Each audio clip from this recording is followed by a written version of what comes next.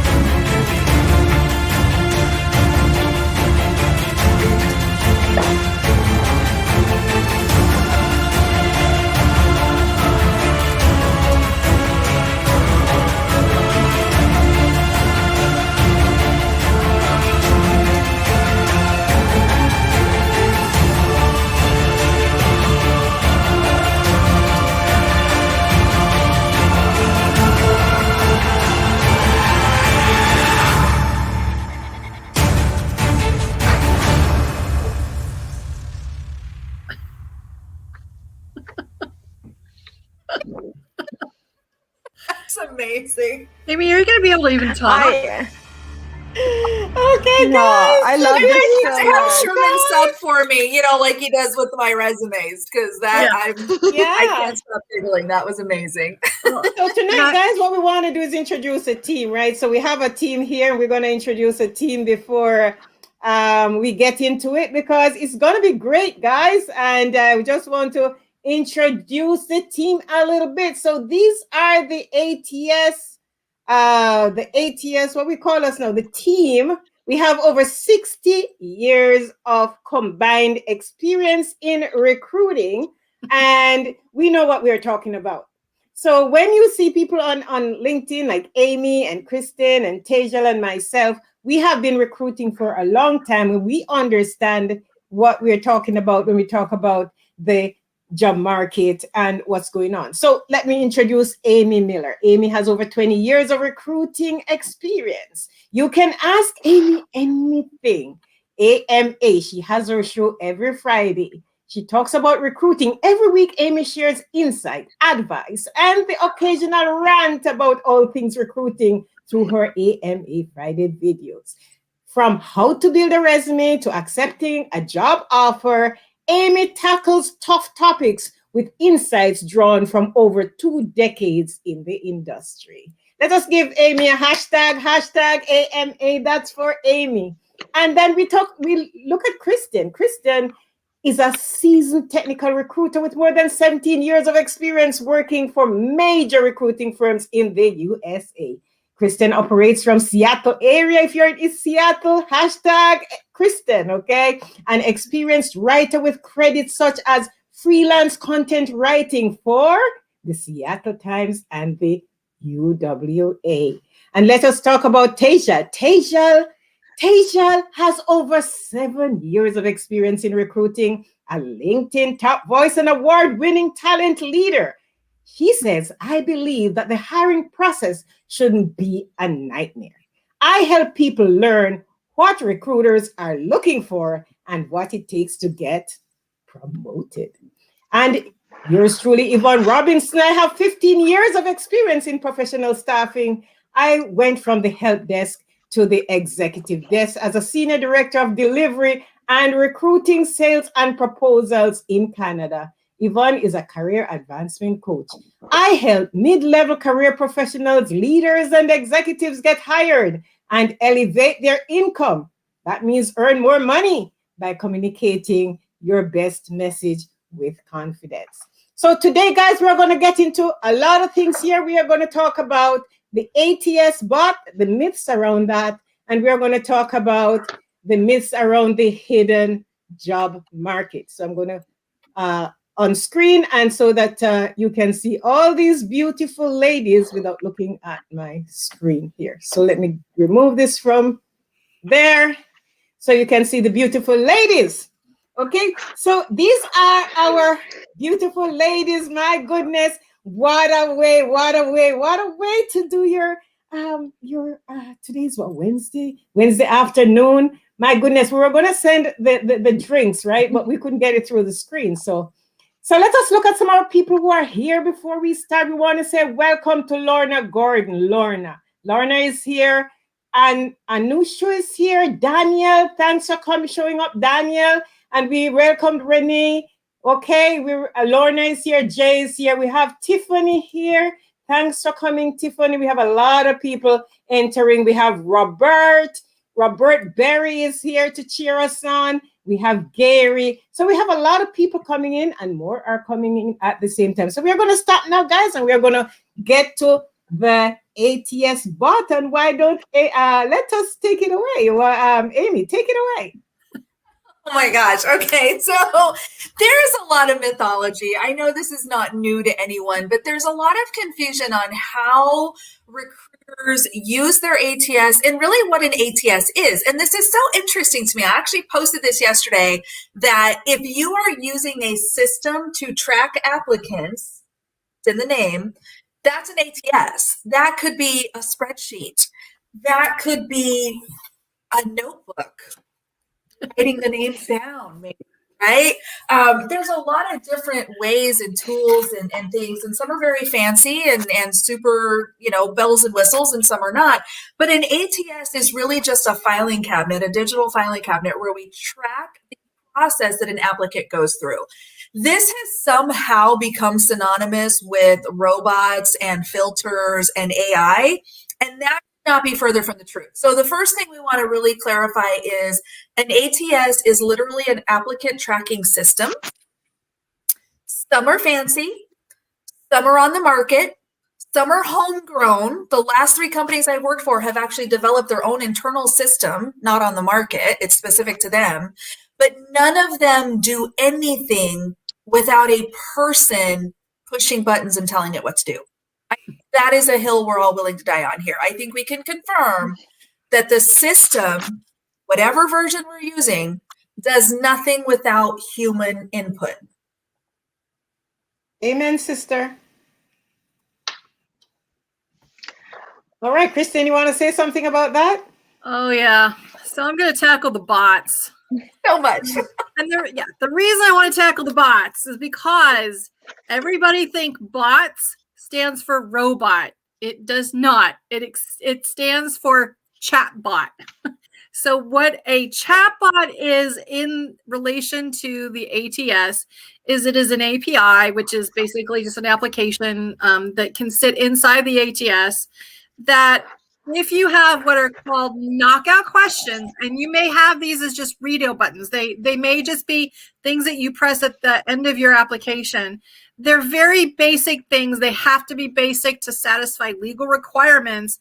And all of these questions so for example, my favorite example is, you're going to be a delivery driver for Instacart or Uber.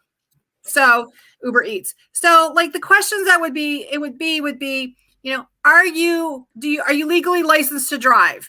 Do you have access to a vehicle, a working vehicle? Do you have insurance? Do you live in the geographic location for which you are applying? These are all just very basic questions. And if you don't answer yes to those questions, you're not qualified for the job. So the difference is you can answer them as radio buttons at the end of your application, or you can, some very, very few companies will enable them. And it's usually for more high volume positions, like I just mentioned, like customer service, delivery driver, pizza maker, waiter at a restaurant, working at the grocery store. And basically all it is it's a chatbot. It's an SMS. And the only reason it exists is because it's a little bit more interactive, and it allows you to get a feeling that you're getting a little bit more interaction with the system. That's all it is. It's radio buttons. It's yes or no. I guarantee you, if the SMS, the chatbot is enabled, the recruiter knows about it. I guarantee you that the recruiter knows about it. And I also guarantee you that your application that you created before you start filling out these questions is visible to the recruiter. Every resume on every job is visible to anyone who has access to that job. It doesn't get hidden. And this is for legal reasons. This is not just because it's a nice thing. It's because there are legal reasons that we have to track who applies to specific jobs. We get audited in many situations. So this bot it's not a robot, it's a chatbot, and it's actually pretty rare. So we have a question here from Kira. Who wants to answer Kira's question? Thank you for the question, Kira. I think we elected Amy for OFCCP compliance question. Okay, Amy, you're on again. So basic requirements can be a filter, but I want to be clear on this. This is not necessarily an automatic filter or a robot filter or an AI filter. This is an actual visual, like I'm looking at the resume and saying, do you meet this criteria? So there are something called basic qualifications. Basic qualifications and preferred qualifications are most commonly used in most roles. Now, there are companies that are bound by something called OFCCP compliance. This is the Office of Federal Contract and Compliance Programs. Thank you. Something. And this is basically, this is a rule. Your argument is with the federal government, not with us, but this is a rule that any company who does business with the federal government has to have basic qualifications which are measurable and objective. So it must be a good communicator. That does not pass the BQ sniff test. It has to be X number of years in a certain technology. Maybe, and you can't even really say like knowledge of Excel, because what does that mean? How do you measure knowledge of Excel? You can't, but you can definitely say someone has written code in Java for at least 2 years. That's measurable. We can define that. It's not subject to someone's interpretation of what's good. So OFCC is a big thing. A lot of people make the mistake of assuming that only counts for the government. What y'all need to realize, every big tech company does business with the government.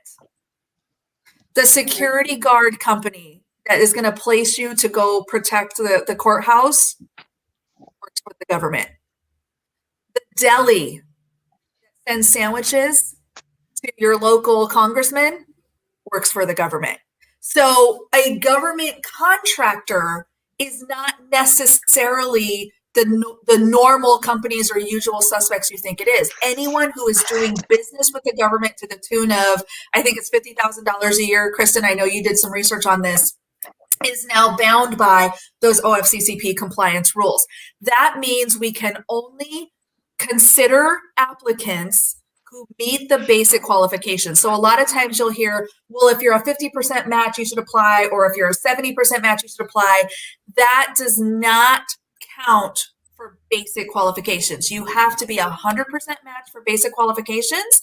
But when you then factor in the preferred qualifications, you don't have to match any of those. So if you're looking at the sum total of qualifications, then you could say, 70, 80%, that makes sense. But understand that those basic qualifications have to be accounted for, or we are out of compliance and there are hefty, hefty fines. Robert's mentioned about audits. Yeah, you bet. I don't want my name on that. I am not going to risk being the recruiter that got my company in trouble because we pushed somebody forward we shouldn't, or we didn't properly vet someone because we were too lazy to look at all the incoming resumes. I will fight you on that. I'm not going to put myself at risk. And it's important to note that OCCP is in the US only. It does not affect Canada. It doesn't affect the UK or any other country. And the thing about the reason OFCCP was actually enacted, and it was around 2005, 2006, somewhere around there. I was at Microsoft at the time when they became compliant, which is where I got my training. The reason they did it was to enable a more fair and objective way of evaluating candidates. It's part of the EEOC, the Equal Employment Opportunity Commission. And it's basically to try and make sure that, you hear about people, I never had a chance because they hired my brother's, fiance because of a referral. That's the exact reason why OCCP was enacted, was to ensure that people got a fair shot, that they were being vetted objectively, and that everyone that showed an interest in the job actually is, if they're qualified, that they at least are getting someone talking to them or looking at them. I want to touch on Canada, but I just want to highlight something. Dr. Renee says they're excited for the panel. These ladies are knowledgeable. Yes, I follow them on LinkedIn and they are knowledgeable. Everything that they post, I respond to, because these guys, I like bright people. These are smart people.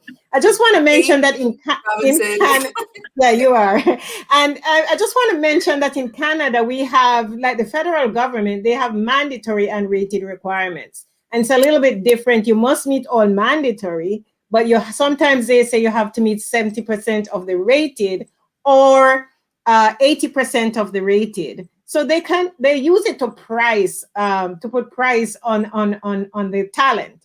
60% of rated means that they're really going cheap. So if we do our RFP and it has a 60, when they say 60% of the rated, that means that you're not going to get a good salary. You're not going to get your $100 an hour, right? You're probably going to get about maybe 50. And the other thing with that too, because many people are applying, if you are only 80% on the rated and somebody is 90% on the rated, that person is getting the job. So even when we have the compliancy or what's not mandatory, it is always important that you try to meet the requirement, for a big number, like 95% or something, because when it is competitive, they only want one person and 100 people apply. They're not going to use the one who is 80%. I just wanted to say that. TEJAL, do you have something on that one? Yeah, I was just going to say, companies want to hire, if I always say this and people always argue with me on LinkedIn about this, it's companies want to hire the most qualified person. If I need a brain surgery done, I'm not going to hire a nurse practitioner to do it. I'm going to hire the person that has had the most amount of successful brain surgeries done. It's similar. So if I'm looking for a product manager, I'm going to, in a specific industry, I'm going to look for somebody that has product management experience in the industry. If none of my applicants do, then I'm going to just look for product management experience in general. So companies don't want to, especially at a certain level, and I'm not talking entry level candidates. I don't think any of us would ever say this. For above and mid to senior level, even manager, director level, they have to have experience. I don't know if you guys remember, a few years ago, Experian got hacked, right? And they had this massive hack, and everyone went after the CIO. It is a classic example. The CIO had no cybersecurity experience. None.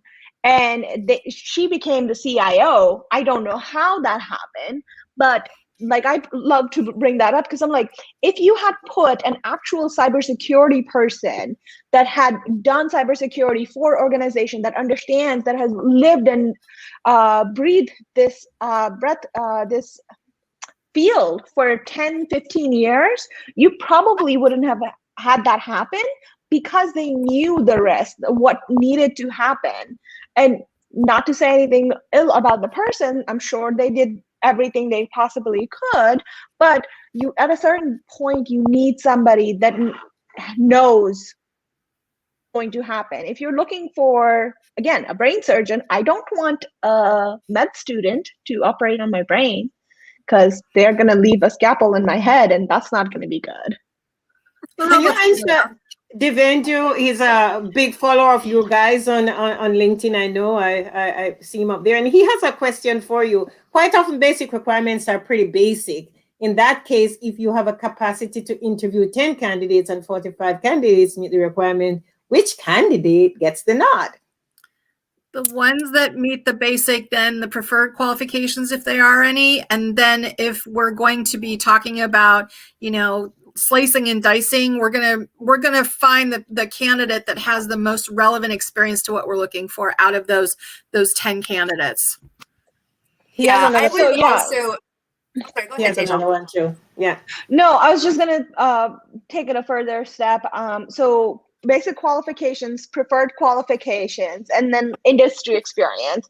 So say we don't want industry experience in the BQs, but we in the preferred qualification is a bachelor's degree or a master's degree or other like softwares and hardwares and whatnot. And then if we need to narrow it down from 45 to 10, I think we would look, me personally, I would look for industry specific experience and have they worked for, I work for a consulting company. So have they worked in a consulting environment? Have they worked for the type of clients we're looking to work for? So it narrows it down. And also, just to be clear, just because we only can move 10 forward and none of those 10 match doesn't mean we're rejecting the other 35.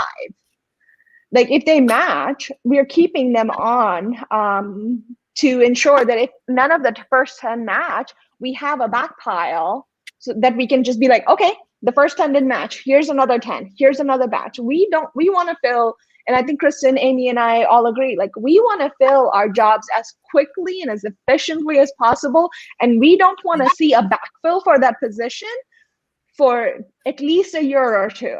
We don't want to hear, like I've told my managers, I'm like, once I fill a position, I don't want to hear from you for at least 18 months. If I hear from you for 18, before that, we're going to have a very hard conversation about what you're doing to like freak these people out that they're leaving. I have another question here, and this is a big one. This is a big one from Lily. I have seen job postings with crazy long lists of specific requirements and software. It makes me wonder if they already have an internal candidate selected and had to legally post the job to meet compliance. Does this happen, and are they still obligated to review all the applicants? That's a good question. So you want me to take it, or you want to take it, Amy? Go. I'll tag on after you because I got a lot of thoughts on this. When we open a new job, there are 3 possibilities of how we can open the job. 3 choices. We can now open it as an internal only job, as an external only job, or as an internal and external. If it's open as an internal only job, we're not even going to be considering external candidates because either we've already identified someone or it may be a promotion. It may be someone that we just want to find someone that has internal experience in a large company like Amazon or Microsoft or PG&E or take your pick. They may want to just have someone that knows the internal. If it is open to external only or internal or external, then yes, they have to post it. But in regards to this question, if we already have an internal candidate, we don't necessarily have to post it externally. So the answer to your question is possibly, but probably not if there's already an identified internal candidate.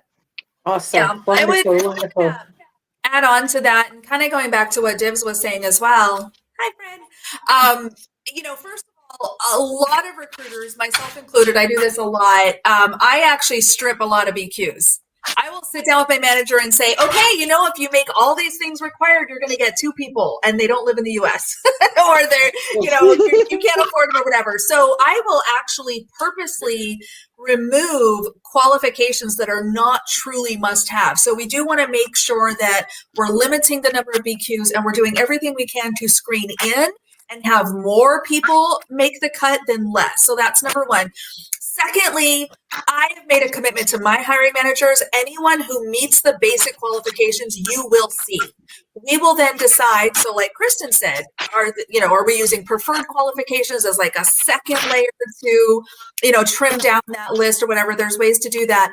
But we do at least want to make sure that the hiring manager has visibility and can see everyone that does meet those basic qualifications. Now, to Lily's point, 100% agree with everything that KRISTEN said. That is usually one of 2 things. That is either a recruiter and or hiring manager who just are not thinking clearly about how hard they're making their lives by having this ridiculous list of requirements. And I can say this for some of my roles are literal rocket scientists, okay? We genuinely do need one of 20 people in the world that can do this job. I get it. I'm not going to tell you it's easy.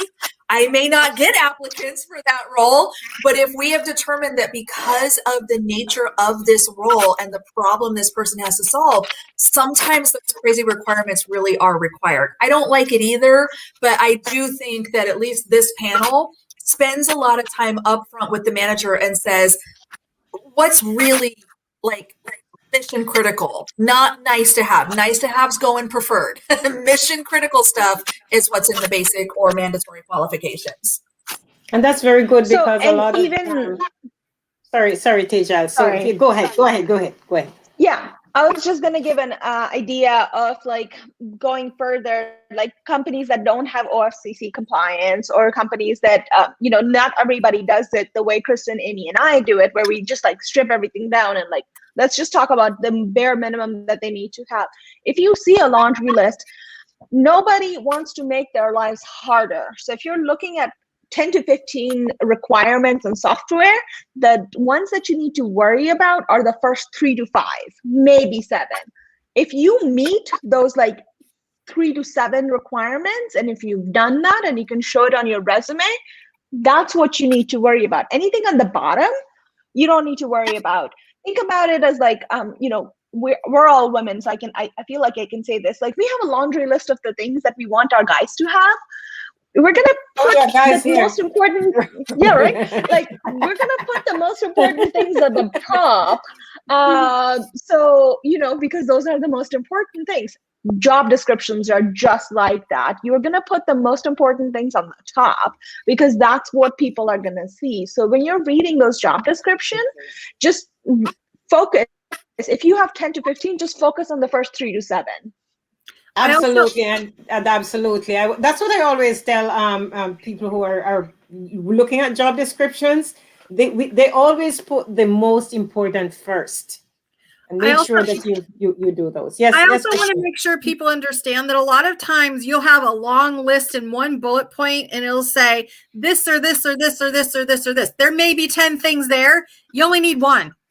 Yeah, or you don't need everything that's in one bullet point. You just have to make sure it says or. If it says comma, or, that means you need to have one of them, not every single one of them. And I think that's those ors in some of mine. So yes, can confirm. Yes. Yeah, ors. And also remember, government loves long job descriptions, especially in Canada. I remember I was on somebody's show, and I think she has never been a recruiter, but she's a career person, and she was commenting on one of CGI's. And I know that CGI was in the same business as us. They do a lot of government contracts. And as I saw the requirement, I know that one was from an RFP, because the recruiter just put everything out there, every requirement, like they were looking for Jesus. So just remember, guys, that he's busy right now. Yeah, Jesus is busy. So is there any other question with regard to this, or do you want us to go on and talk about the implications of, or you want to talk a little bit more about the ATS bot, or you want to talk about the implications for the job seeker writing their resume or something. Deviandu has a question. He wants to know if it's mostly making the best guess of the best fit, why not have an aptitude assignment to judge candidates? I'm in tech, and for the last 5 years, we've used them. Now, here's the challenge. I would say probably 60% of the people that we ask to finish a challenge, whether it's a coding challenge, whether it's building out a business case, they don't want to do it, so they fall off. And I don't like those. I don't like those because sometimes the people get nervous or they go home and do it as a homework. They can always ask somebody to do it for them. So I don't know if that's probably the best thing to do. I don't know what you guys find. And depending, like, so I've seen people push out those personality assessment questions, and I'm like, you can game them so easily. They're not, firstly, they're the assessments that you're looking at, that you're giving people and that you're taking, are not actually written by psychologists or psychiatrists, people who have studied the brain and studied human behavior. Somebody put out some article, and some other HR person or instructional designer took that, made it their own, and created this whole new assessment. So firstly, they are highly, and I'm using this word very strongly, ineptitude in judging your aptitude. And secondly, aptitude assignments, like to KRISTEN's point, like engineers are so few and far between, especially in tech. They don't want to take assignments. You're telling me that you're gonna send somebody a 3 to 5 hour assignment and they're going to do it? Like, you have to be Google in order to pull that off. Like, I have had people be like, yeah, this is not worth my time. You guys are not Google. Like, I've had people tell me that. Or in other cases where like people are like, well, what? Like, I'm just giving you work for free. So like, I talk to my managers, like my first rule when I'm talking to hiring managers is, you cannot give them an assignment that we are working on right now. So create something that we are not going to make money off of. Just morally, we're not going to do that. And I've gotten pushback from previous managers. Like, I'm like, you can complain all you want. I'm not sending this out, because we're not charging people. We're not making people do work for us for free, because that's unethical. Anyway, and get off my soapbox. Deviandu has another question. I'm so thanking for these great questions. I'm sure other people are going to be very happy to have you asking these questions as a follow-up. Do you think in that case referred candidates are at an advantage? Also, a lot of entry-level jobs interns have no PQs. So I've seen this happen. My last organization, my CEO came up to me and it's like, hey, this person, like, can we put them through the process? I'm like, sure. Do you know them? And they're like, no, they just reached out to me on LinkedIn. I'm like, okay. And I go and look at them and I'm like, they have none of the qualifications, 0. And I'm like, I just go up to them. I'm like, no, they don't have the qualifications. I know they reached out to you. They also reached out to 10 other people. You want to hire people that are not qualified? And he's like, no. I'm like, okay, let's move on. So historically, yes, the good old boys clubs has been a thing where people were referred and people were hired, people were promoted. All of that was a thing in certain industries. But in this day and age, what I have seen, and I've worked for quite a few companies and recruited for quite a few companies, just because you're referred doesn't guarantee you a job. It doesn't even guarantee you an interview if you're not qualified. Right. So ladies, do you have referral get you to in front of the person, but you still have to be qualified. Referrals kind of get you your resume. The great equalizer. If you fit the role, wonderful. If you don't, I don't care who you know. Because if that, and again, a lot of people say, oh, but if the CEO hands you a resume, well, then the CEO can go write a new job description that matches the person that they want to hire. And then we have to consider everybody else that can, then we have to consider everyone else that applies for the job that also meets the qualifications. Exactly. So yeah, I mean, that's the thing, like strong recruiters who know their business and who care about the sanctity of this work, because it's important work that impacts people's lives. Don't let people get away with this stuff. I I know there's bad recruiters out there. I know there's shady stuff that happens, but I think recruiters have a responsibility to make sure that we are abiding by the rules and we are setting up structures and guardrails in place to protect both our employers and our job seeking community. It's very important. I would like to, Yvonne's a career coach and she's an honest career coach. I would like to say that one of the biggest drivers for conversations like this is those career professionals, whether they're recruiters, whether they're career coaches, whether they're resume writers, if they're trying to use fear or if they're trying to get you to think that something is super complicated and they're the only ones that can get you to your goal, run away.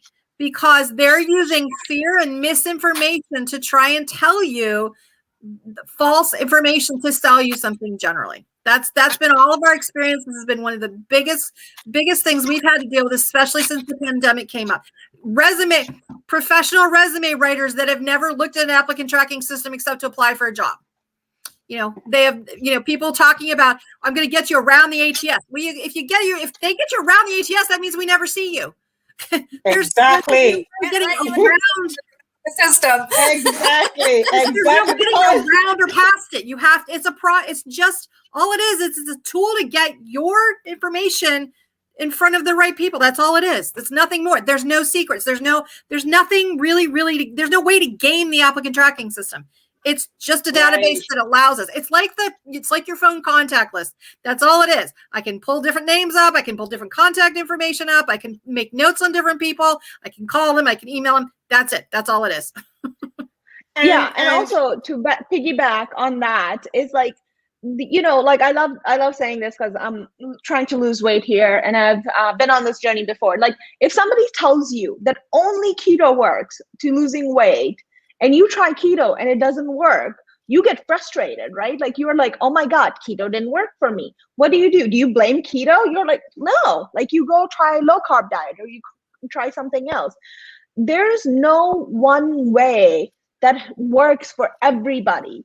With the exception, and I'll say this, with the exception of applying to jobs that you're qualified for, that is going to land you 90% of the time.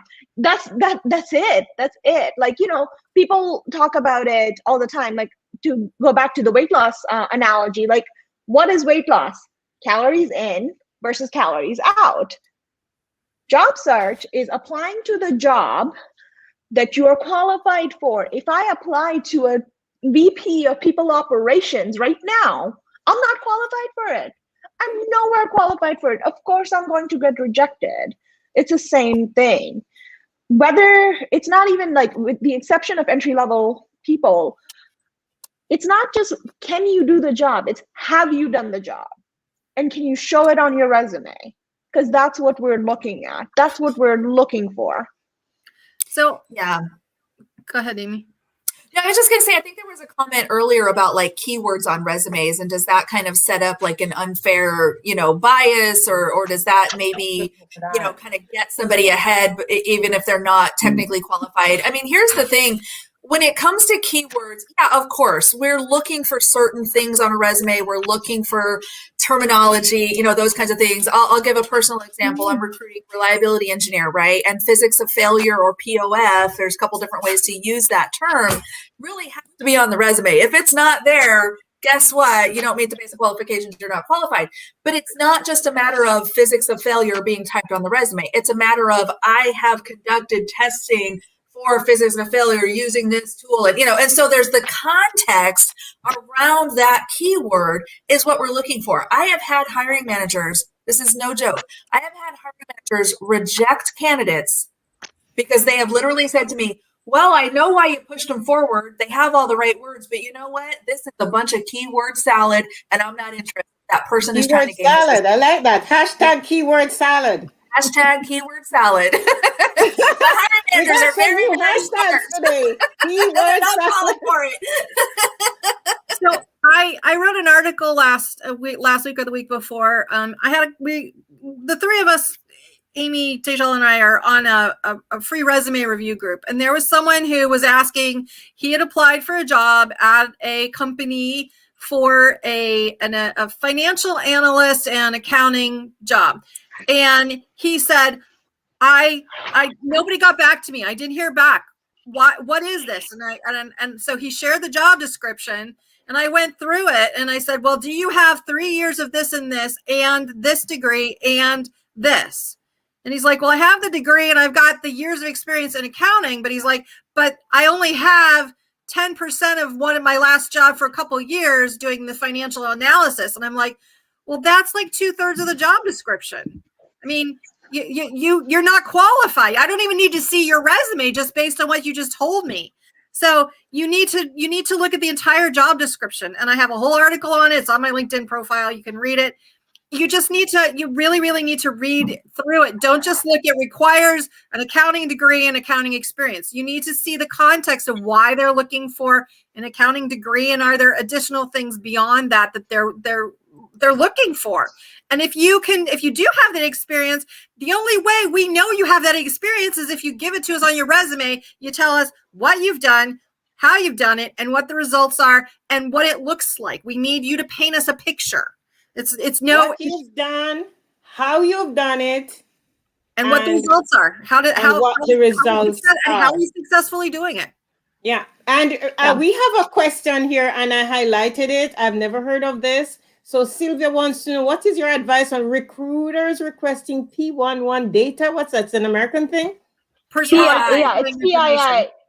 Yeah. So that is typically, so my company requests that. But part of my company is a staffing agency, and we work with a lot of big companies that we have to submit your resume into the system. And the only way we can identify your resume, apart from another Sylvia Guerrero's resume, is through the last 4 of your social security. But here's the thing. Here's my caveat. Don't just send it just because they're requesting it. Do your due diligence. If this recruiter is a legitimate recruiter with the organization, do they have the job description? I tell my recruiters all the time, I'm like, yeah, you can request it all you want, but be prepared, especially American citizen and green card holders, for them to say no to you, and be prepared to answer these very specific questions. And there have been times when they're like, well, they didn't give me their social security or the driver's license number. I'm like, that's fine. Let me have a conversation with them. And I talk to them. I'm like, if I submit this to the hiring manager right now, and they said that they need us to submit you into their vendor management system because they're a big enough company that they have a vendor management system, just tell me the last 4 of your social security number. I don't even need the driver's license number. We'll figure that out later, so I can submit you. If you're interested, I will submit you. And I give them my LinkedIn profile. I'll give them my personal cell phone. I'll give them my email address. I do everything possible to ensure that they know that I'm a legitimate recruiter. There are not illegitimate, they're not bastards, but there are bad recruiters that are just mining your data. So just be certain that you're talking to a real person. Don't give your PII information to anybody, because there are scammers out there. There are hackers out there. So just because somebody's requesting it doesn't mean that you have to give it. But if you choose to move forward, make sure that they're a legitimate recruiter. I spelled that wrong, but do your due diligence. I think that's what you're saying. Just make sure, guys, don't give your information. And we have one nice one. We have a lot of questions here, and these are great questions. We love them answered. What is the deal with changing your resume to combat age discrimination when anyone can Google your name? Well, I wouldn't change mine to combat age discrimination because I'm a young girl and I'm 65. So I did not know people are changing their resume. So you guys can answer that one, because I wouldn't be changing mine. I'm young and vibrant. I personally don't know any recruiters that have enough time to Google search, check someone's Twitter, Instagram, Facebook account. I don't have time to do that. So what's the deal with changing your resume to combat age discrimination? It's one filter that you take away. So if you don't have your year of experience on your LinkedIn profile, all I have to go by then is what you've given me in your LinkedIn profile. Same with your resume. I can only evaluate you by the information you give me legally. I cannot, as a recruiter, I cannot go stalk you. I cannot pull legal records for you without your permission because I'm curious. I can't do it. I can only legally use the information you give me to make a decision. And that's why we generally tell people to leave your usually it's your high school, your college, your graduation day is the most common reason for not doing this. Why invite discrimination? It's the same reason why we don't want you to put photos on your resume. We want to look at the information as objectively as possible for the first pass through, period, end of sentence. For the first pass. But I have a question, because somebody was saying on LinkedIn that a girl didn't get hired because maybe this was later on in the hiring process. Somebody went to her Facebook page and she had a very revealing picture. And I don't believe people should be stalking people's Facebook anyway. I think they should just deal with LinkedIn. But apparently this company did that, went to her personal Facebook page and saw a revealing picture and didn't hire her. So there are a lot of stipulations and sorry, Amy. There are a lot of assumptions being made here. They're saying hypothetically that somebody unless she heard the person say, hey, I went to your Facebook profile, I saw a revealing photo, that's why we're not hiring you. A, can't do that legally. B, probably didn't happen. The only time I've had, so you cannot obtain information about a person that's not available to you legally. So the assumption is being made, and we don't know why she was rejected, because we are bound by laws. Certain recruiters, we're bound by certain company policies to not reveal why we're rejecting people. But here's the thing: she's making assumptions that somebody went to her Facebook profile, saw a revealing photo, and that's why she got rejected. She doesn't know for sure, right? We don't know that she knows for sure. Secondly, the only time. However, yes, I have worked for organizations, specifically schools, that have Googled the person's name. One of the recruiter's job was to Google the person's name, click on news, and see if they were found guilty, or like they had anything on the news section about their misconduct with students or any kind of misconduct. And we were not allowed to push their candidate forward. That's separate than rejecting a job offer, like reneging a job offer after. Anyways, Amy. Yeah, I was just gonna say, I mean, the immediate one that comes to mind for me, and I wrote a blog about this back in October of 2019 when this first happened. So this is kind of an older story, but a young woman on Instagram applied for like a social media role at this company, this consulting company. And then part of the application process was to provide, I think, a link to her, social profiles, which makes sense, right? Because it's that kind of job. And so there's a good reason for it, if you will. Well, the idiots at this company decided to blast this girl and shared her picture, in her little bathing suit, looking really good, by the way. God, I miss those days. But anyway, and they blasted her and said, this isn't the way to get a job. And, basically you're a bad applicant for doing this. And I tell you what, it did not go well for the company. So companies need to be very, very careful about, first of all, how they're using that publicly available information. Because granted, it's on the internet, anybody can find it. But like TEJAL and KRISTEN have both said, we have both a responsibility to not leverage information that's none of our business. And secondly, I don't have time looking at incoming resumes. I don't got time to go look at your Instagram. I don't even look at my own Instagram. Yeah, recruiters are busy. Unless my daughter probably will tell you when I was recruiting in the meat of it, like when I was a recruiter. I wasn't that tired when I became director, but when I was a recruiter, I was on my computer at 11 o'clock at night finding people. So I don't have time to go to Facebook, to go to any. I didn't even have time to go to LinkedIn, even if they apply. I already have the resume. Why am I going to LinkedIn? Let that state they want to hire them. They're boiling down to 3 people and they need to decide among 3 people later on. They go to LinkedIn and look. I wasn't going to LinkedIn to look at nobody. I wasn't even on LinkedIn much. I only started on LinkedIn since last year.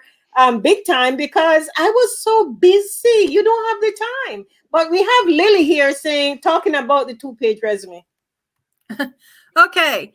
I have an article called The Myth of the Myth of the 1-Page Resume, and that pretty much tells you everything you need to know. So there's a difference between a resume and a CV. And so we're generally in North America talking about resumes. If you have 33 years in technology, I only care about what you have, what you've been doing the last 5 to 7 or so years and how it relates to the job that you're applying for, that I'm considering you for. If you have 15 software languages, I don't care about Fortran. Doesn't matter. I probably care about if you have Java, C#, maybe React. I only care about what you have done that is a current skill that is applicable, that you can walk into the company and hit the ground running. And do you have to spell out the number of years for each item?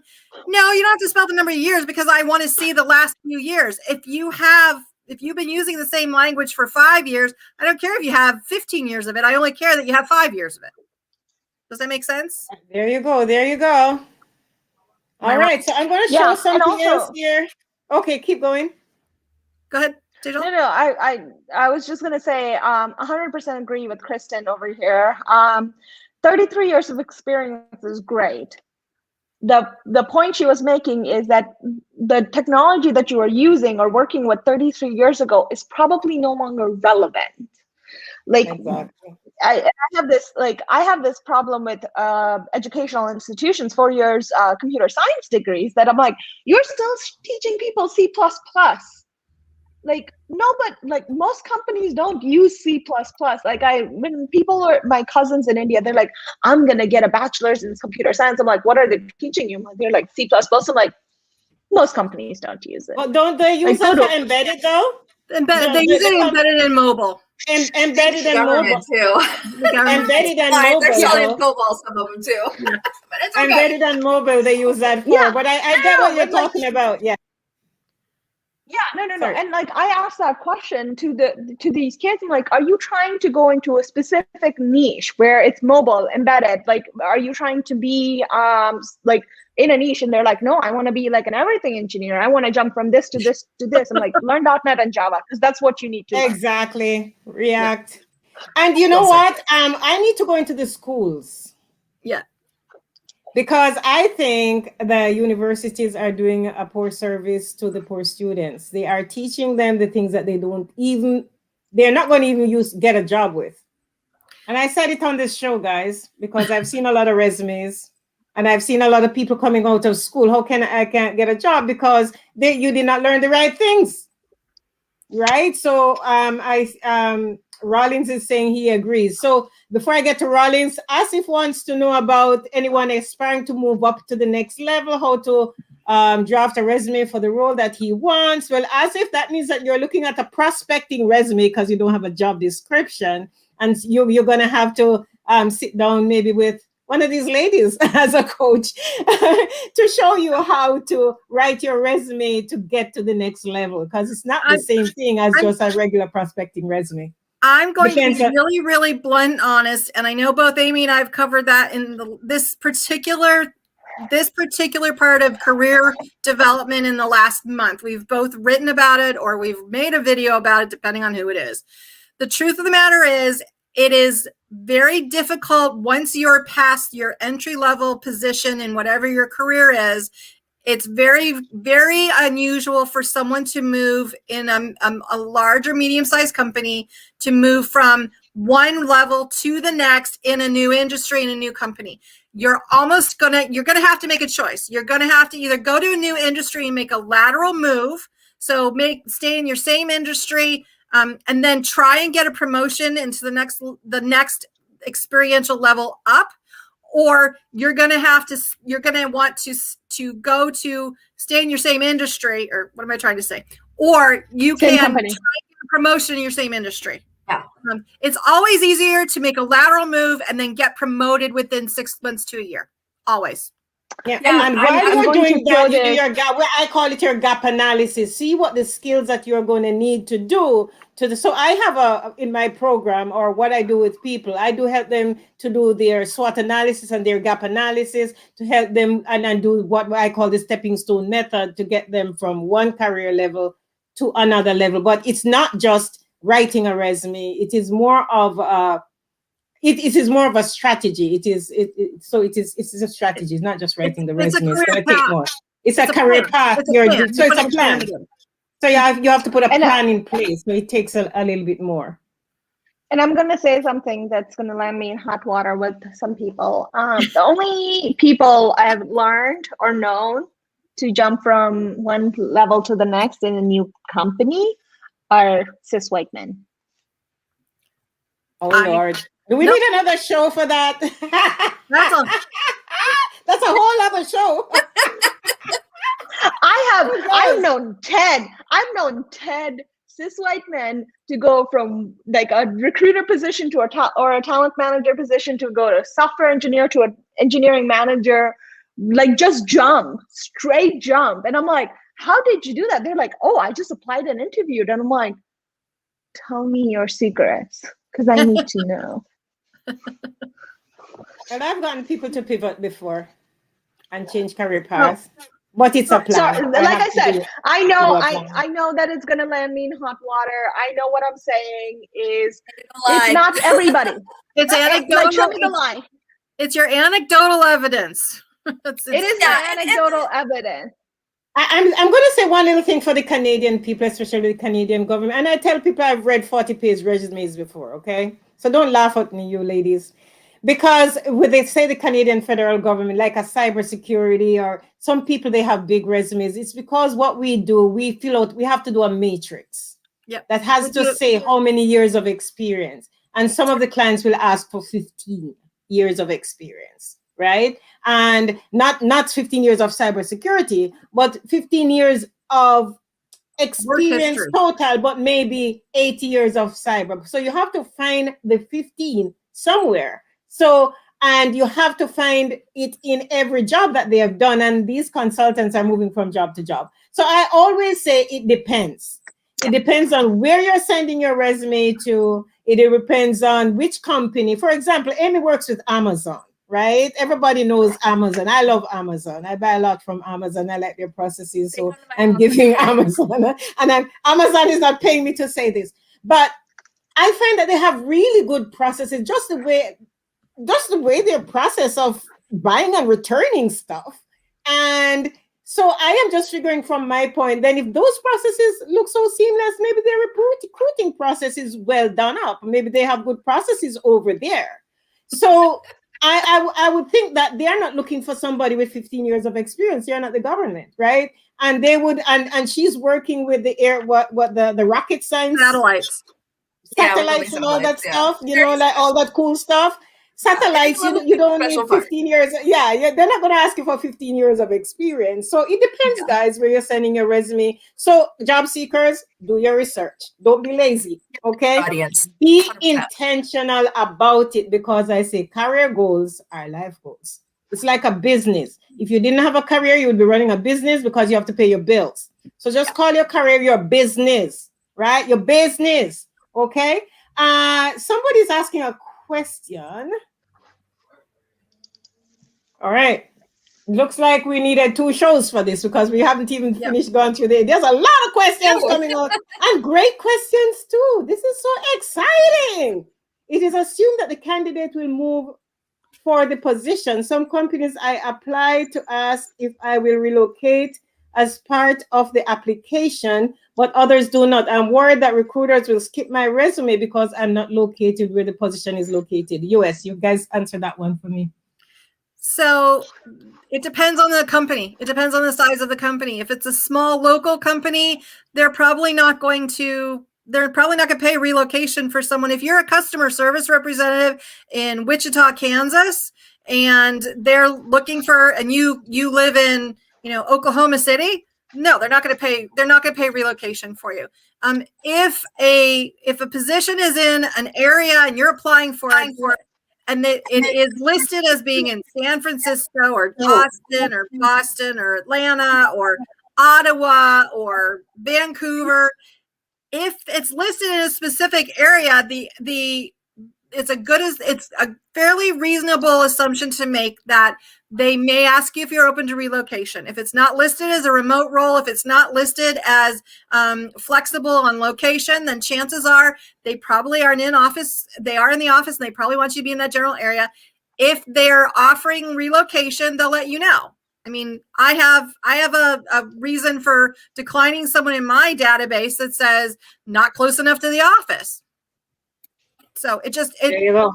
It depends. I'm always going to assume that you read the job post and you see where it's posted. Yeah. I will ask you, yes. Hey, by the way, this sits in Redmond. We good? Because we will pay relocation. Like we obviously large companies do have budgets and plan for that. I think a way to mitigate this, Brandon, is maybe like in your summary statement, which may be a whole nother conversation we need to have next time we get together, but maybe actually indicate, I'm an experienced professional with X years of experience doing this thing, open to relocation to this area. Like that's okay. Just even that little quick line would be totally fine from my perspective. And there are a lot of applicant tracking systems that one of the knockout questions is, are you open to relocation if the job requires it? And if the answer is no, well, then you're not qualified for the job if it requires you to be in a specific physical location. If you're not open to relocation, then assume that unless it says otherwise, assume that they expect you to be in the physical location where the job is. Wow. And a lot of smaller companies don't have the budget for relocation. Right. So be prepared if you are willing to relocate, be prepared to accept nothing in relocation assistance because they just don't have the budget for it. I've known people, companies that are like, we don't have the budget for it. We'll find somebody locally. And I'm like, $3,000, guys. 3,000. They're asking for and I had this conversation with my leaders. I'm like, guys, it's $3,000. Like in the grand scheme of things, it's like chump change. Let's talk about this. But an open role is a lot more. Also, but like be prepared to not have that. Like when I moved from Chicago to Arizona, we got no relocation assistance. We moved all by ourselves. The other thing is you can also put it on your tax return. Talk to your accountant. I'm not an accountant. Talk to your accountant. You can talk to your accountant about getting a tax deduction for that. In the U.S. But can they do remote? Yes. What about remote? Can we negotiate remote if they like the person? So that depends on the company. So here's the thing a lot of people don't realize. Large multinational companies, large companies that do business across the country, across the world, they're set up to pay taxes in those states or in those countries. It is expensive to set up a business entity, to set up all the processes to pay payroll taxes, to pay workers' compensation taxes, to pay unemployment taxes.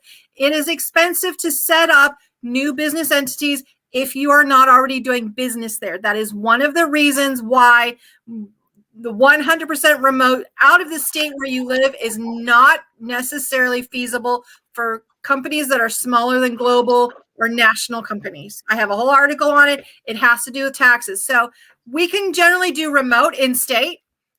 Like my company has offices in 2 states. We do remote in 2 states, but we are also set up in other states to do remote. But not every company can do that. If you have a small 15-person company, they're not going to set up a whole business entity just because you've decided you want to move to Texas or you want to move to Alaska. It's not something that every company can afford to do or is willing to do. So saying, I want to work remote, and if you don't let me work remote, I'm going to leave. Well, that's a choice you may have to make. And it's going to be dependent on what's the best for the business. Yeah, really. That's true. Guess what? It's 9 o'clock. And we didn't even touch the secret job market. Oh, I think this is so great. I can run through the secret job market. I can tell you in just a couple of minutes, there is no secret job market. It doesn't exist. It doesn't exist. The whole concept came about way back in the 80s.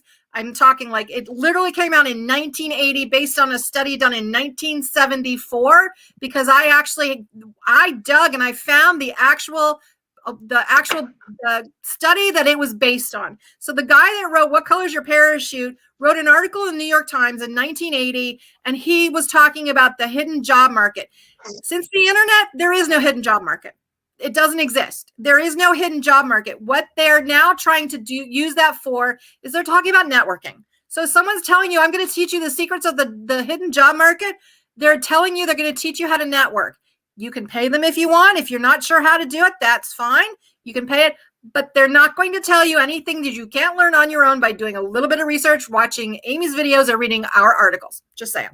Okay, so guys, I want to tell you that. Sorry.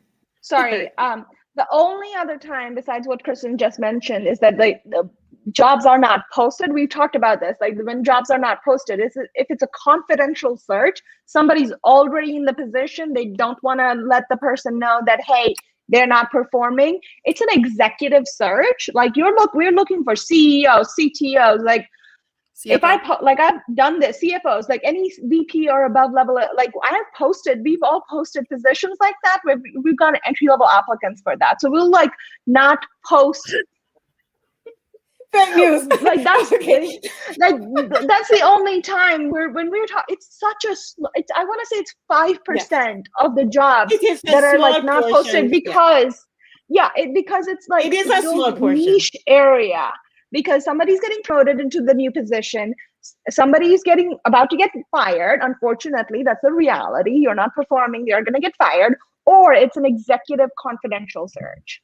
And okay, so when they talk about secret job market, guys, what KRISTEN, the takeaway from that is that there's no secret job market. There's probably a small percentage of the market where a few jobs are not posted because of things beyond the mean. You know, it is really at the spectrum of the mean. However, the people who are trying to sell you services, they are trying to teach you how to network, because that is really what that part of the program is about, how to network to find your job. And you still have to be qualified. So you network and find the job. Everything else have to tie in the resume, the comprehensive job searching strategy and everything. There is no magic. There is no magic. The process is still the same and there is no secret. So we were to talk about that tonight, but I think this is great. This is a great, I hear some people on LinkedIn, they love it. So guys, if you are on LinkedIn, connect with each of us. My name is Yvonne Robinson Jackson. There's Amy Miller. There is KRISTEN and TEJAL. I can't pronounce her surname. You want to say it for me? Every time I try to say it. Okay, so TEJAL and find her. See, TEJAL, find her on LinkedIn and connect. Send us a message if you want to have another one of this, because we are enjoying it just as much as you are. And we had a nice little movie in the beginning. And if you were late, you did not get to see the movie. And we want you to see the movie before you go. So I want to play the movie right now while you are, if you want to dance to it, but I'm going to play it right now to take us out. Okay, guys, there's the movie.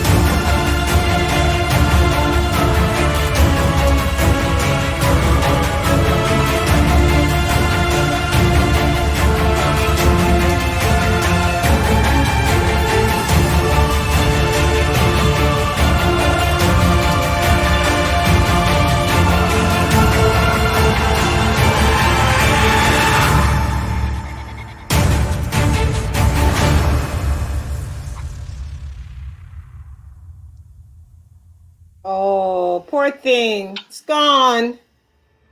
Oh my gosh. Secret job market. There's none. Okay, guys. Okay, guys, ladies. Okay, guys. I think KRISTEN left. So thank you guys. And we'll do this again. Everybody wants to see us do another session. Just let me know when you're available again. This was a very enjoyable, and thank you, you wonderful people. I love you so much. You're so smart. So we'll do this again. Thank you so much. All right. Take care, Thank you, guys. Take care, everyone. Bye.